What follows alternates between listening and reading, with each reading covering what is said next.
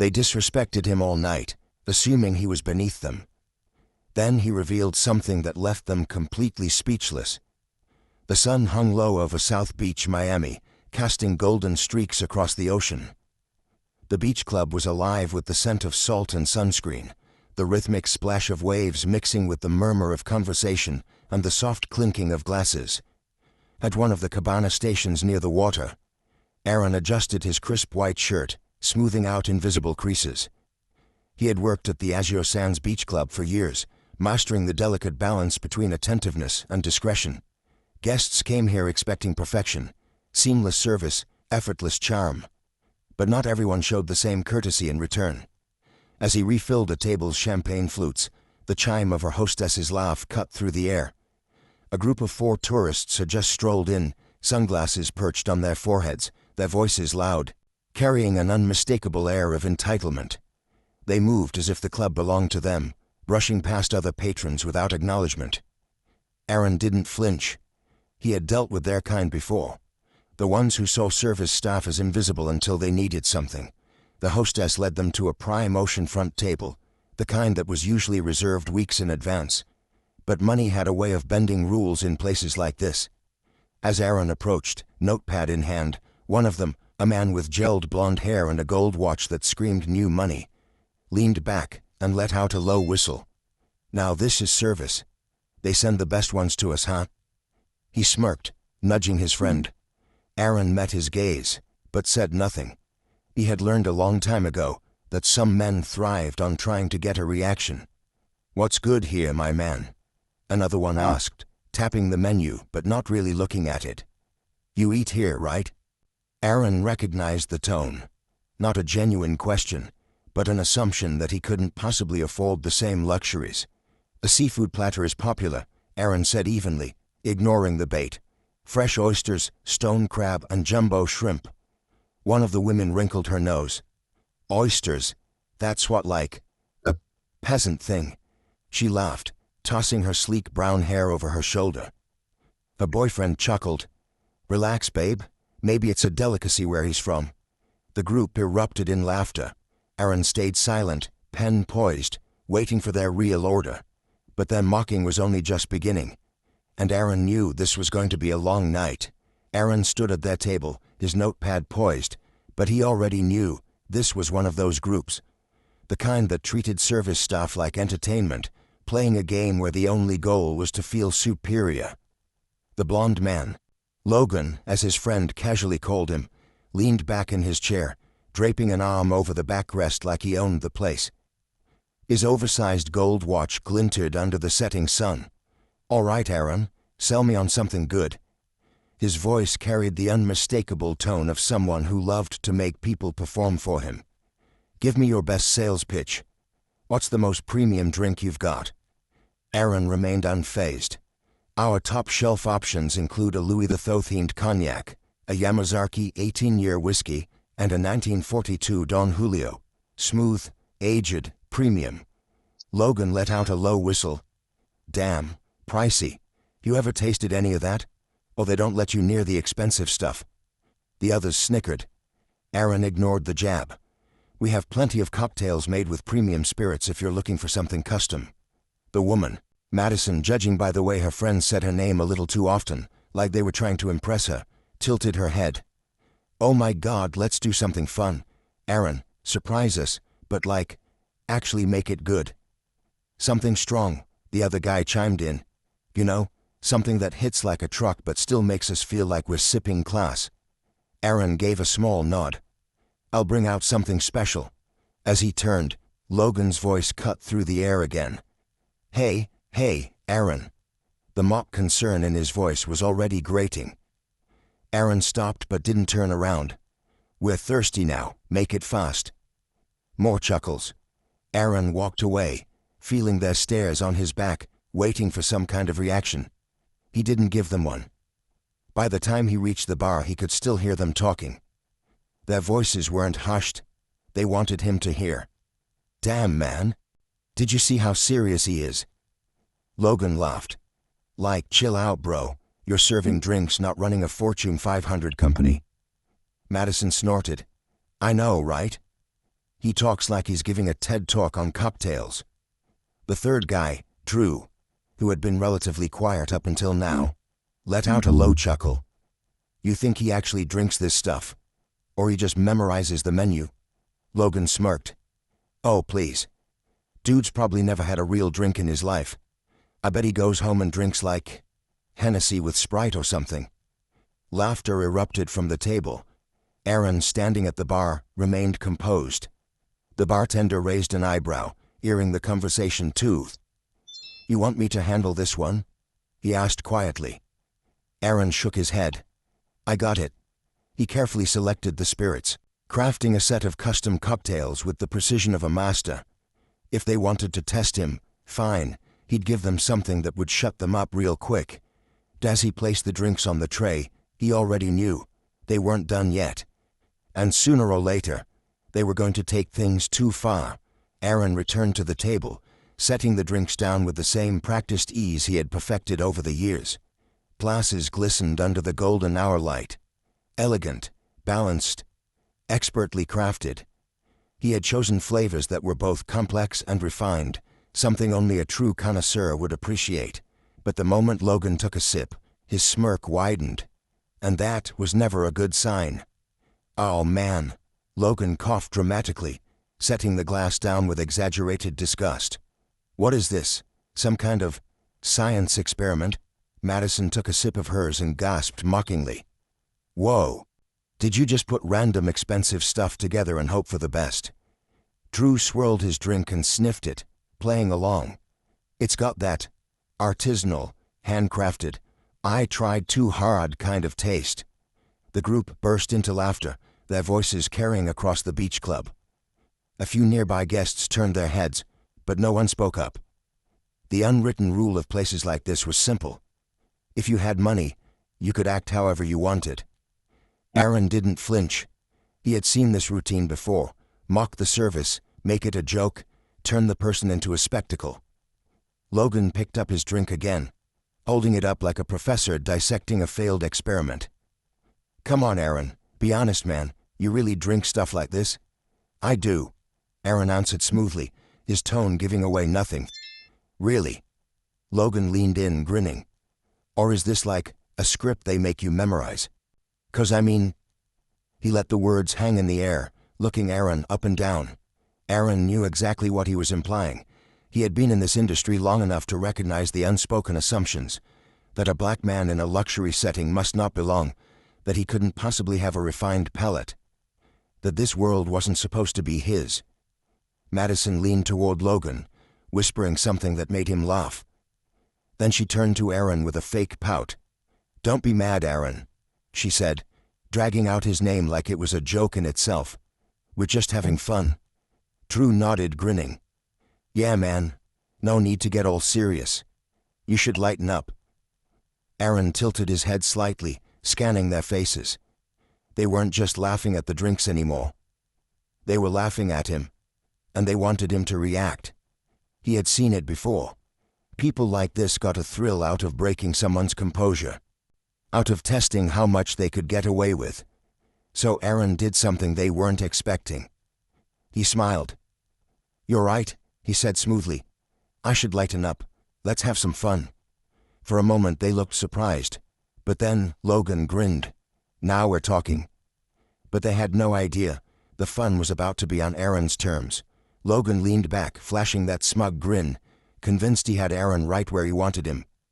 The rest of the group relaxed, expecting this to turn into another round of light-hearted humiliation at Aaron's expense. But Aaron had something else in mind. He picked up Logan's drink, examining it under the glow of the setting sun. You know, Logan, he said, rolling the glass between his fingers, I think I might have made a mistake with your order. Logan raised an eyebrow. Oh, yeah?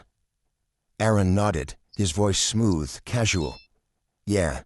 See, this drink, this right here, it's not for everyone. A flicker of confusion crossed Logan's face. Not for everyone. Aaron smiled. It's an acquired taste.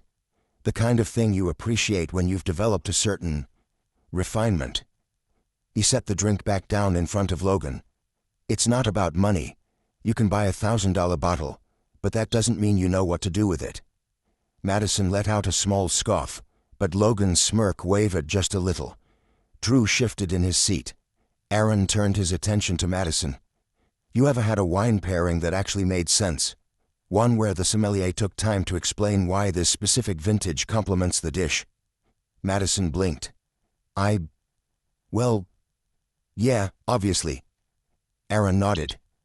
"And did you appreciate it or did you just pretend to?" Madison opened her mouth but no words came out. Aaron chuckled softly, shaking his head. "It's funny. People love to flaunt wealth, throw out big names. Louis XVIII, Yamazaki 18, Dom Perignon. But ask them what makes it special." Silence.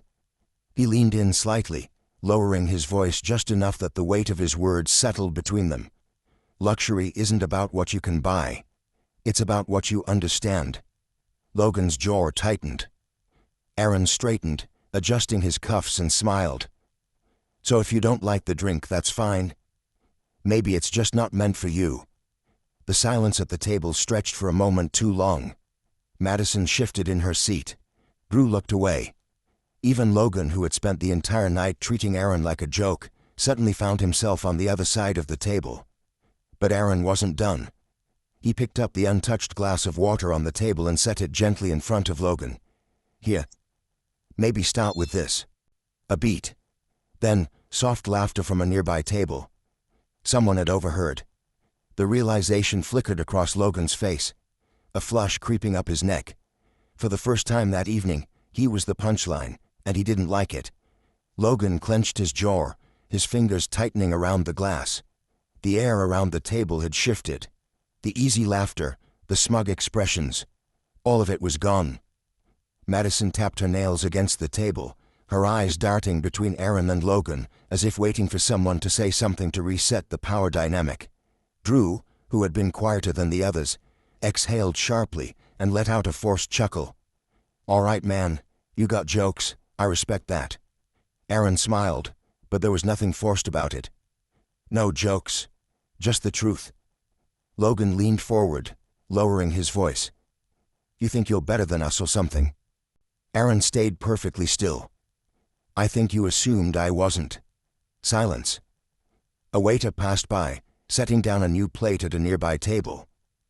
The ocean waves continued their steady rhythm, completely indifferent to the tension at the table. Madison, looking for an out, exhaled dramatically. Whatever. Can we just get the check?" Aaron nodded. "Of course." He stepped away, but instead of going straight to the bar, he took a slight detour. As he walked past another guest, a well-dressed older man in his 60s, he stopped for a brief conversation.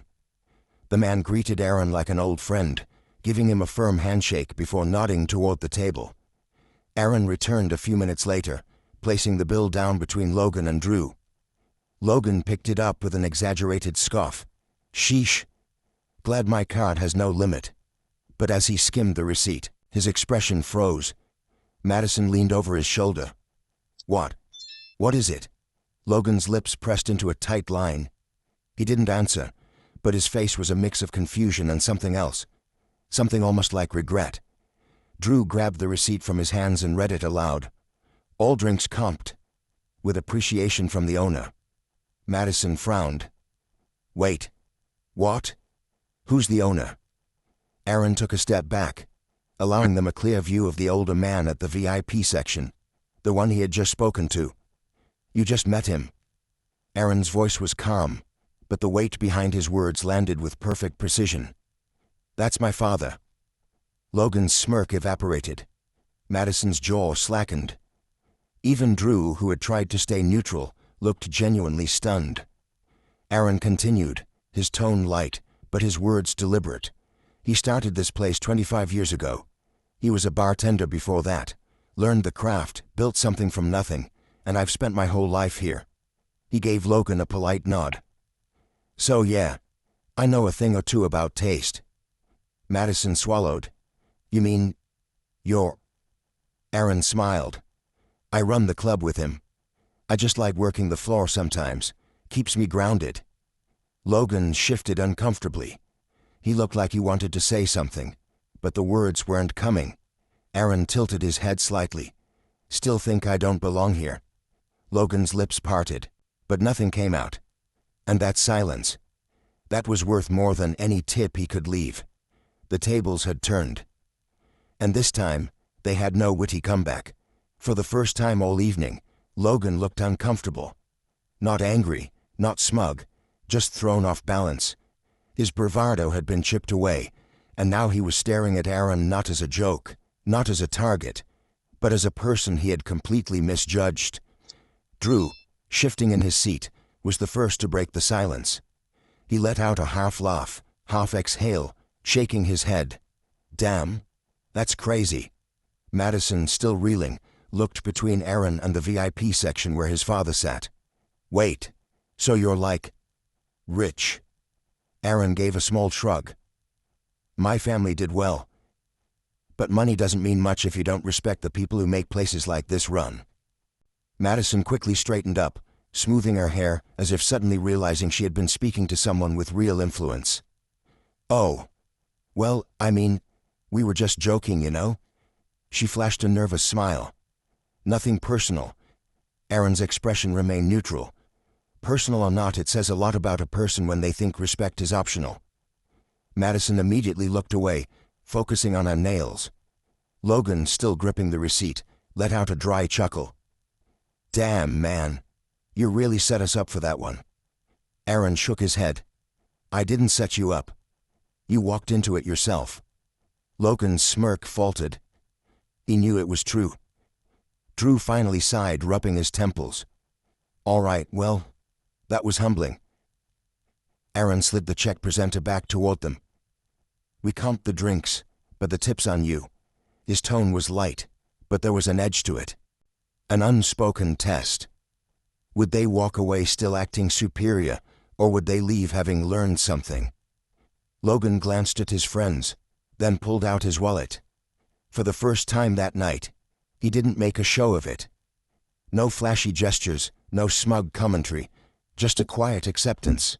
He slipped a stack of crisp bills inside and closed the booklet.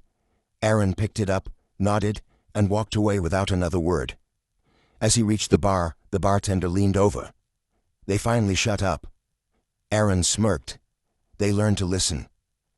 The bartender chuckled, shaking his head. I'll drink to that. Meanwhile, at their table, Logan sat in silence, staring at the ocean. The group, once full of laughter, was now subdued. Because for the first time they weren't the ones telling the story. They were the ones who got taught the lesson. As the sun dipped below the horizon, painting the sky in deep oranges and purples, Aaron stepped away from the floor, watching the last of the light dance on the waves. The evening rush was settling, and the tourists, the ones who had come in loud, arrogant, untouchable, were now subdued, their energy completely shifted. They weren't angry, they weren't laughing, they were just quiet. Logan, Drew, and Madison stood up, gathering their things. Logan stole a final glance toward the VIP section, where Aaron's father sat enjoying a quiet drink. The man who built the very club he had walked into, assuming he was above it all.